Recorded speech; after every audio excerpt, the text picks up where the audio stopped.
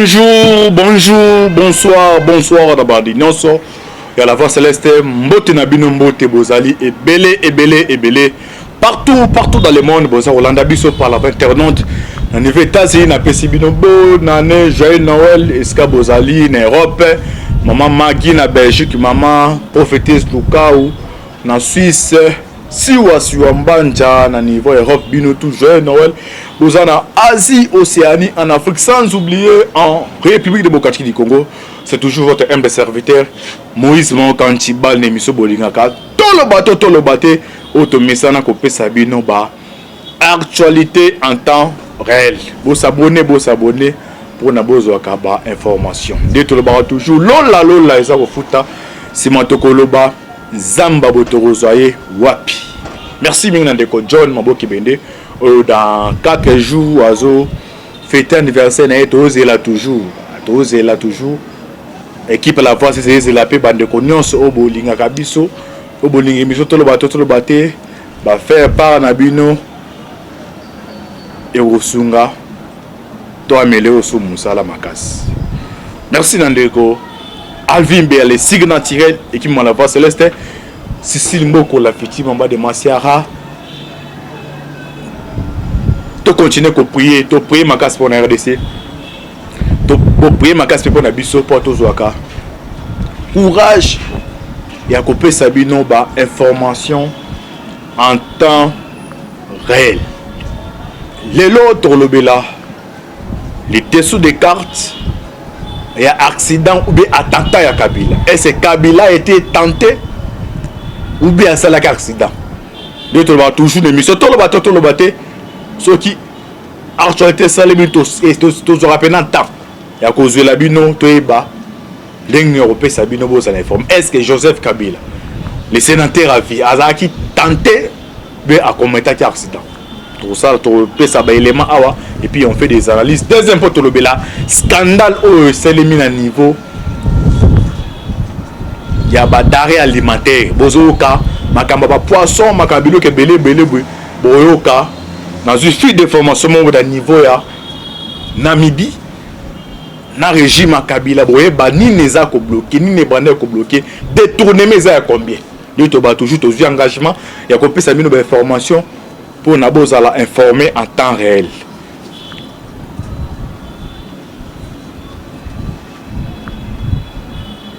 Tout le monde a une image que non cortège à Kabila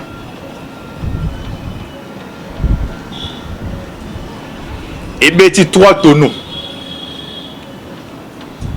À 3 tonneaux rapproché de Moko à un état grave mais Kabila aussi a choc dans l'icolo dans le beaucoup.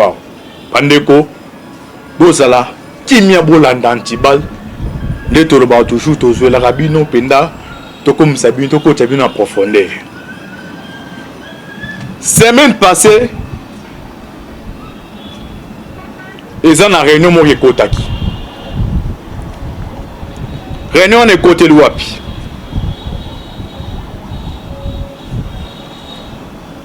L'ambassadeur Makamer, l'ambassadeur États-Unis à niveau RDC. Si je ne me trompe pas, les mercredis passés, a posté photo moko azana kati ya Maison Blanche na département ba lobe makambo ya Afrique, précisément ba traiter qui dossier RDC. Elle a posté photo na a commis na Twitter na lobini. A lobby réunion a commis réunion productive à la Maison Blanche pour discuter du soutien continuel des États-Unis à la République démocratique du Congo afin de combattre la corruption, assurer des élections libres et crédibles en 2023, les efforts contre le terrorisme et la protection d'environnement et l'attraction des investisseurs. Là c'est en même temps à tweeter, à tirer une photo à la Maison Blanche.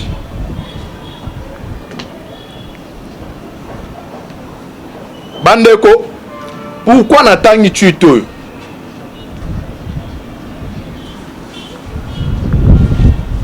Pourquoi n'as-tu te attends tu toi?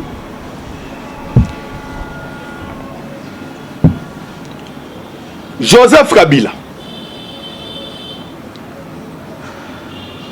batangi kombo na ye na procès ya Chebe.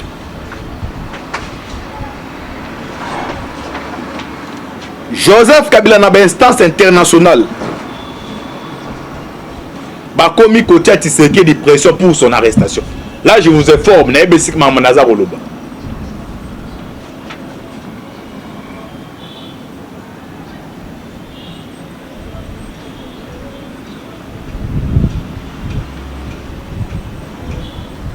Entourage na Kabila obo tambone sikoyo.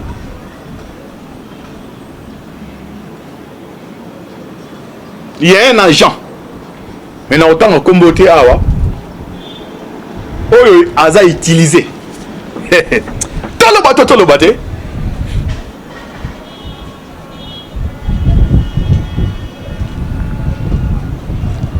bon moni na image batie voiture ebeti 3 tonneaux total araba film atozana airbag oyo ezala osala accident oyo protégé pour nos choc makasté ata airbag véhicule ebeta 3 tonneaux mutabi mindem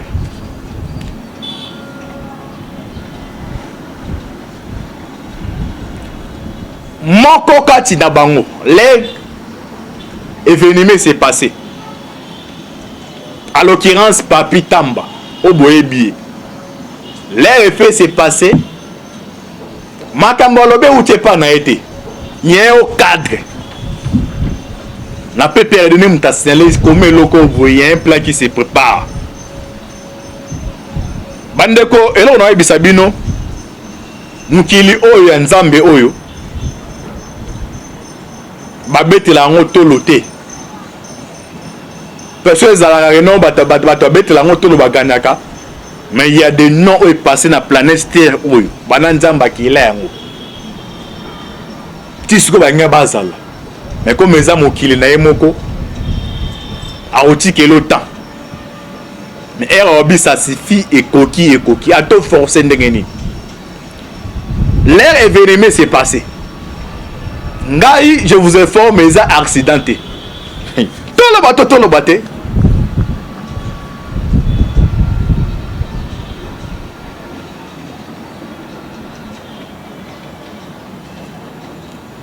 bon sur l'information il y a d'autres médias non après accident à Kabila le chef de l'État a dépêché l'équipe pour avoir mon aïe alors équipe pour bakenda kota là délégué par la présidence de la République donc Fati avec un ancien à une équipe pour kota là santé à ces chefs de l'État ni ne s'est passé kuna qu'est-ce qui ni ne s'est passé bandeko bolanda bien tolo baté après événement Papi Tamba à l'occurrence do bati ba ebise comme loko qu'est-ce qu'il a écrit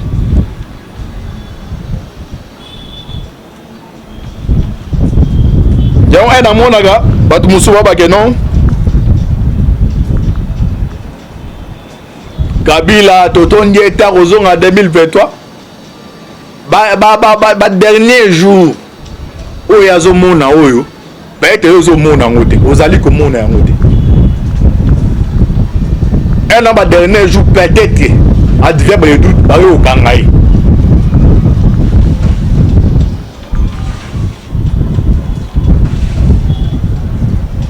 mutu moko tuna me antibal déjà tika pouvoir banda calme bino kaka ye après dossier na kota deuxième dossier sika yo simba mutu donc simba bikina papier aussi oko ndenge masolo zo se passer ya Namibie pour avoir des documents et pendant j'ai dépassé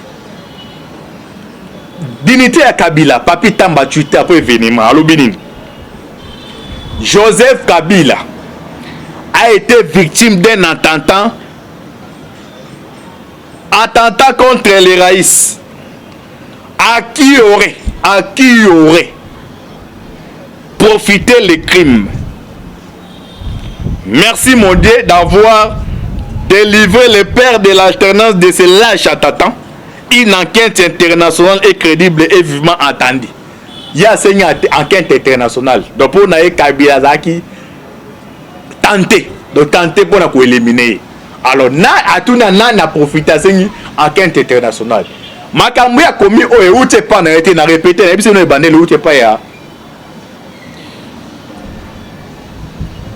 Au cadre moko ya PPD mutebise ko makambo. Na tiango entre parenthèses na côté ya deuxième élément. Na ebiti na bandi na dossier. Tout le bateau bateau bolanda calme bandiko. Gouvernement RDC a pêché 6 millions. Pour na batonne ou ka baton musono ye aw. Mais l'air Tshisekedi a commis que tout n'a rien au conseil de mise Fati. Donc le chef de l'État tout n'a nini banda mbome kendaki tout le monde la population a zolé le monde a été a même ça malou comme dépression. Ba dirigeant équipe bon kendaki ya présidence na ou ya gouvernement ba kende kuna Namibie. L'air ba commis bande ko bolanda.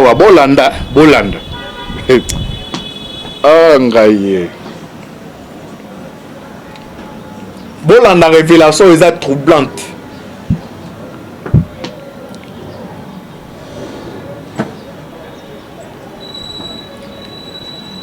Une société de pêche namibienne,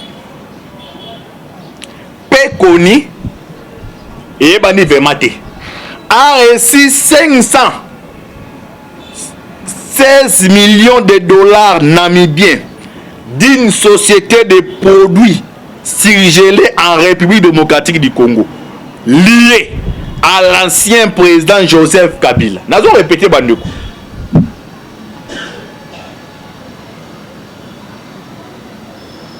Toboïté régime a fait ça là et agir.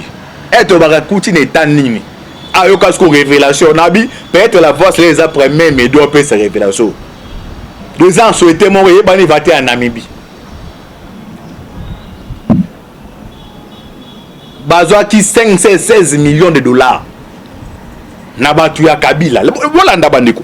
Une société de pêche namibienne Pekoni a reçu 516 millions de dollars namibiens d'une société de produits surgelés en République démocratique du Congo lié à l'ancien président Joseph Kabila. Selon une fuite massive des documents bancaires connus sous le nom de Congo Old Deep, il y a des révélations qui continuent. Bande Kobo Landao.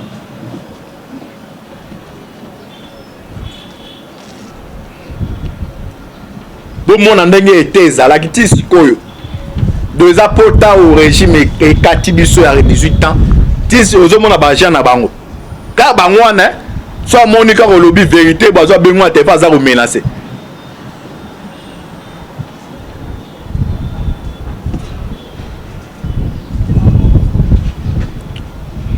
Cet article est produit par l'unité d'enquête namibienne avec les sociétés de la plateforme pour la protection des lanceurs d'alerte en Afrique. Makabuske Bandia, ou la société. Deneni, mafia salemaki. O maman a 516 millions. La bolade. Awa siko retourne mais pour la neige où mais là-bas quand a été. Et c'est un siko faut 3 quarts.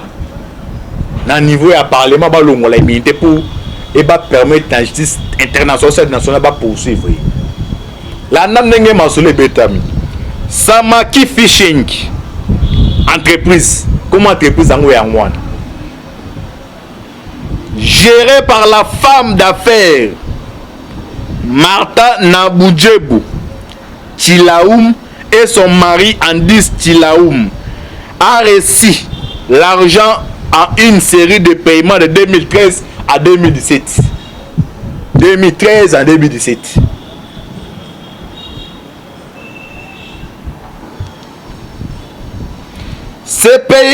Ces paiements représentaient près des quarts, au moins 2,2 milliards de dollars namibiens détournés du trésor de la RDC par le biais des réseaux d'entreprises liés à Kabila et son entourage.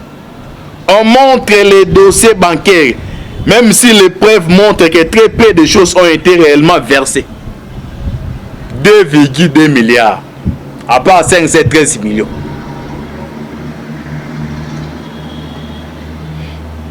L'argent provenait des Galles. Bande quoi zo ba ke notre boyté.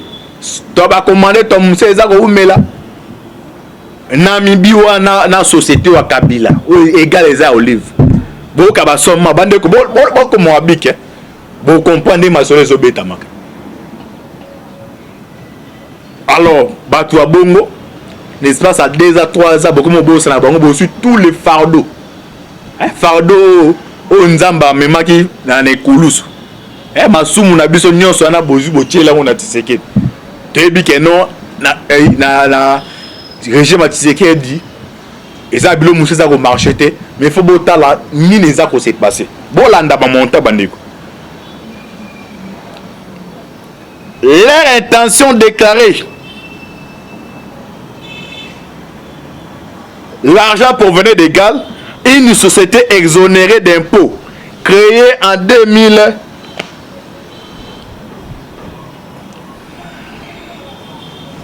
Créée en 2000. De l'argent provenait des Galles, une société exonérée d'impôts créée en 2013 par des hommes d'affaires proches de Kabila. Leur intention déclarée n'aurait pas pu être plus noble.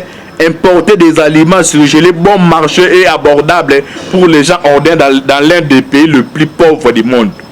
Les paiements des Galles sont allés à Samaki Fishing Entreprise à Windhoek, qui a également été enregistré en 2013 alors que la société a reçu 516 millions de dollars.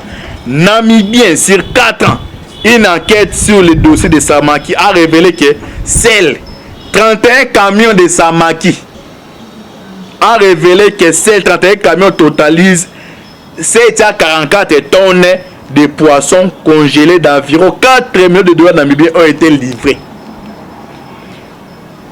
Pour ces quelques livraisons, Samaki semble avoir servi d'intermédiaire car la société ne disposait à ce jour d'aucun navire pour capturer les poissons, ni de droits de pêche, ni d'installation pour le congeler ou l'emballer. Ce qui est arrivé au reste de l'argent reste un mystère. Kabila, qui était président au moment du virement bancaire, a qualifié les informations de la fuite d'accusation infondées. Kabila posséderait plusieurs propriétés résidentielles en Namibie. Bande konangai bozo kandenge ba révélation ça robin. Na tché dossier accident, il y a ta soi-disant accident entre guillemets. Hein? Entre parenthèses. Hein? Entreprise et frères égale Maman Olive et Samaki ont été créés la même année avec certains des mêmes fondateurs. Le principal d'entre eux était Albert Youma, alors président de la société minière d'État congolaise Gécamine, qui se trouve sur le plus grand gisement de cobalt au monde.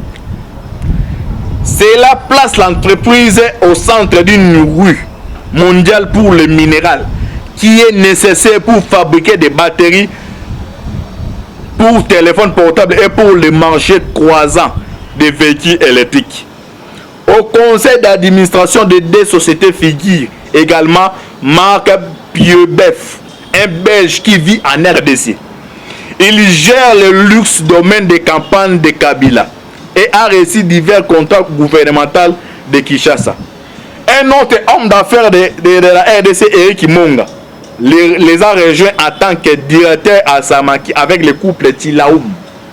Au pas bon comme Congo Oldup, Bakombo Nde Eza, donc vous beaucoup monde à Kabila, Kombo à Kabila T. Il y a c'est mon et 5 experts à Katina Mototi. Au moins Mutaza Oloba, Moïse Mao Kaza Oloba, mais esprit à Katina, c'est ça détournement et banego salaire mbongo à RDC. Donc sur le régime Tshisekedi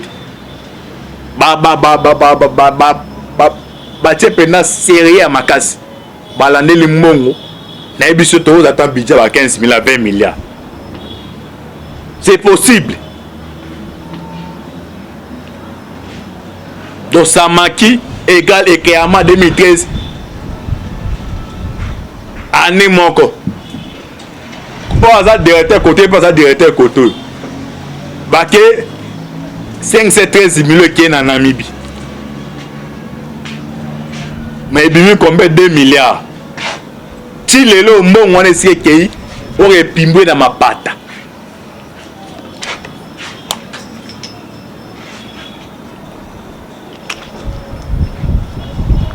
bolanda ba révélation de cité bolanda bandeko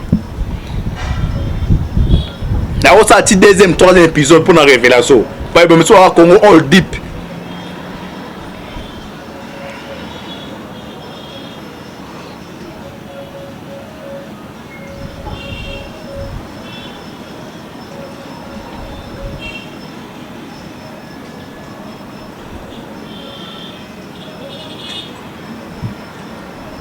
L'argent a commencé à couler d'égal vers la Namibie. Un mois après la formation de Samaki. Un premier transfert de 120 millions de dollars. Namibie a été marqué comme un instrument de sécurité, financé traité par la BGF Bank. La banque était dirigée par les frères adoptifs de Kabila et détenue en partie par sa sœur, Jeannette Kabila. Les détails de ce transfert et d'autres figurent parmi 3,5 millions de documents bancaires divulgués aux enquêteurs du Congo Hold Up lors de la plus grande fuite de données d'Afrique. Les dossiers ont été remis à la plateforme de protection des lanceurs d'alerte en Afrique et au journal en ligne français Mediapart.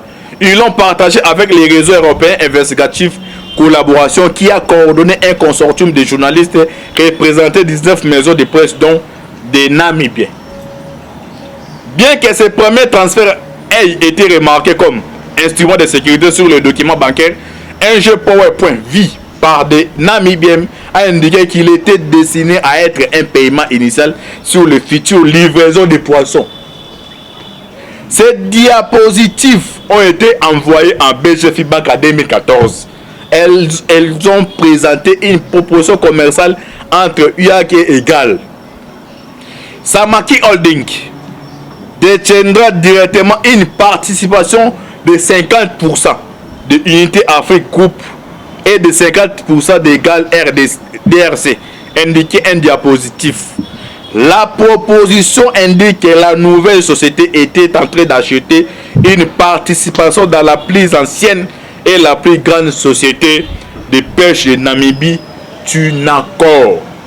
Mais le PDG de cette société, payant Utula, a déclaré dans une réponse écrite à des Namibiens que l'accord n'avait jamais été conclu et a insisté sur le fait que Samaki n'avait aucune participation dans Tunakor. Bien qu'on ne sache pas exactement quel rôle joue Yang dans Samaki Fishing Entreprise, des documents officiels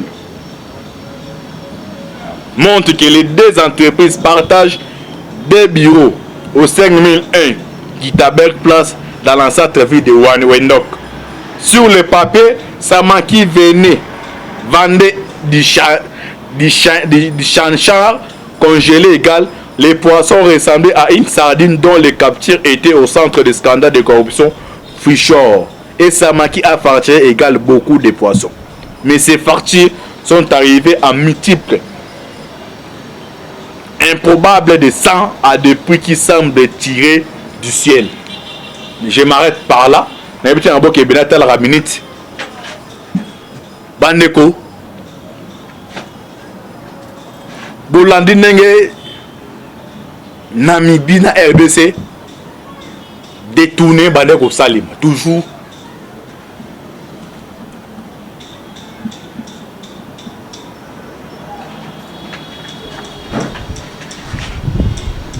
Na tango ya régime ya Kabila.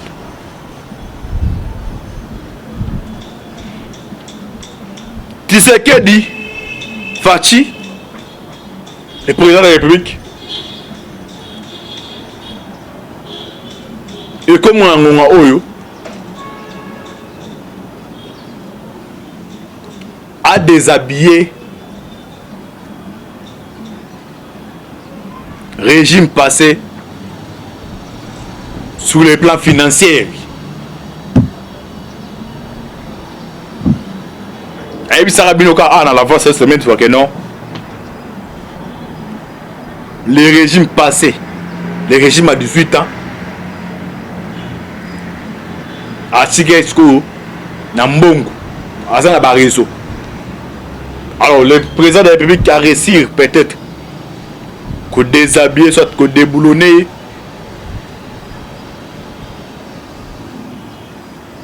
La volée politique et militaire, mais la volée autour, mais il est encore là.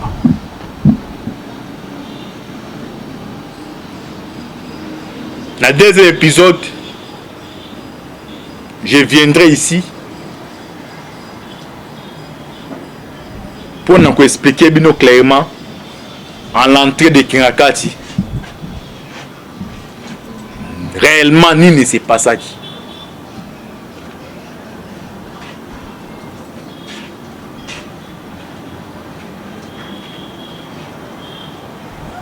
La présence, le président de la République a pris une décision et ça pendant un mois.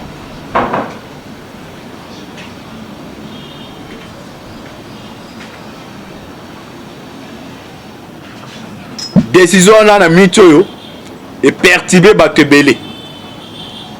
Autre aux assignaments sikoyo. Et l'objet une décision. Coup de tonnerre dans les mines congolaises.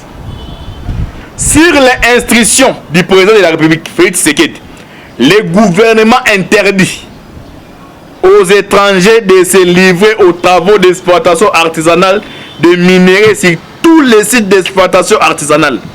Un délai de 30 jours à date de ce lundi, leur a été accordé pour se conformer à la loi. Au cas contraire, ils seront sanctionnés. Décision Oyo, Batebele Tisuko Bazar Olel. Mais là, on a reçu un gouvernement de warrior. Le peuple congolais, aligné sur le discours, aligné sur la promesse, il faut agir. Il y a encore des possibilités d'ali. Ceux qui moutou na moutou.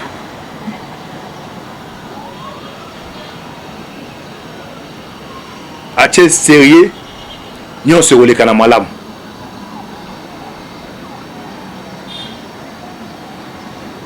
Ba diaspora, ba Congolo bozo na ngai. Et là que sangi sibiso. Il est qui au Kabola biso.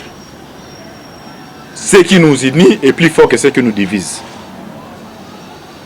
Le jour où moko na biso. Eza ozana mikila libanda, eza loza awa, eza olinga ngai, eza olinga ngai te. Pour comprendre que non, ce qui nous unit est plus fort que ce qui nous divise. Mboka oyo